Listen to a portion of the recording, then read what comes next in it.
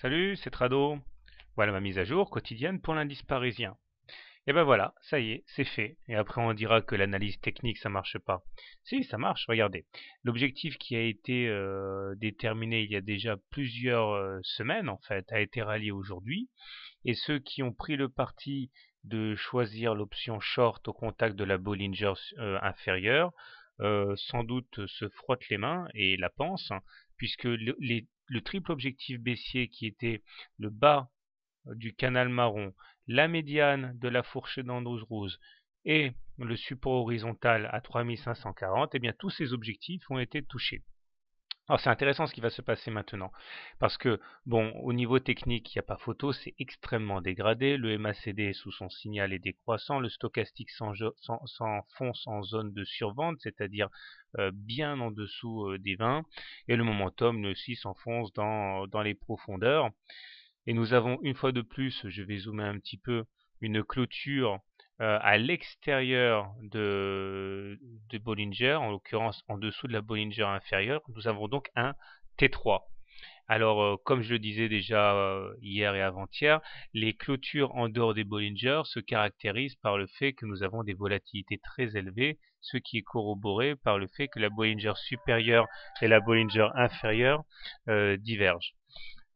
Par contre, aujourd'hui, nous avons un signe qui est assez encourageant, qui est la forme du chandelier, qui est en l'occurrence, regardez, nous avons ici une très longue mèche haute qui montre qu'il a été impossible de préserver les plus hauts et que les vendeurs se sont déchaînés, hein. Pour ceux qui suivent les informations fondamentales, il est vrai que la BCE s'est pas montrée très convaincante et elle a ouvert donc une brèche pour les baissiers. Mais une fois que tous ces objectifs baissiers ont été atteints, peut-être que nous avons ici une opportunité d'entrée à court terme. Mais c'est très très spéculatif.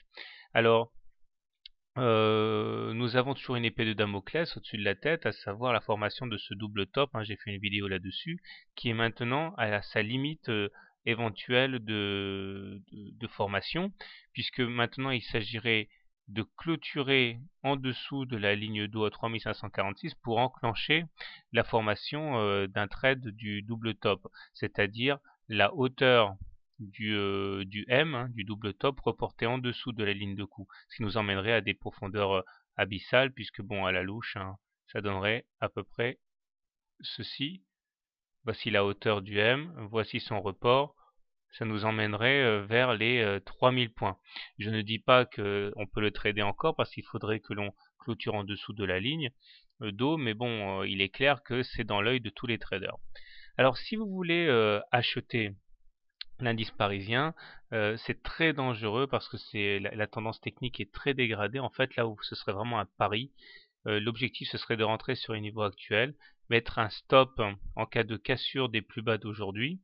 L'objectif étant dans un premier temps d'aller chercher le haut, enfin le bas de la Bollinger, enfin la Bollinger inférieure, pardon, et puis pourquoi pas aller chercher le haut du canal marron. Mais c'est hyper spéculatif, hein. Maintenant, si vous préférez plutôt shorter, continuer de shorter l'indice parisien, eh bien, je pense que ce que vous avez intérêt à faire, c'est de faire ce qui a fonctionné jusqu'à présent, à savoir shorter le contact avec la Bollinger inférieure, stop loss en cas de clôture sous enfin, à l'intérieur des Bollinger. Voilà, donc le spéculateur que je suis est également attiré par les shorts que par les longs. Donc en fait, je saisirai la première opportunité qui se présentera. Je pense qu'il y a des coups à jouer dans les deux sens. Voilà, bonne soirée, bon trade et à bientôt, à demain.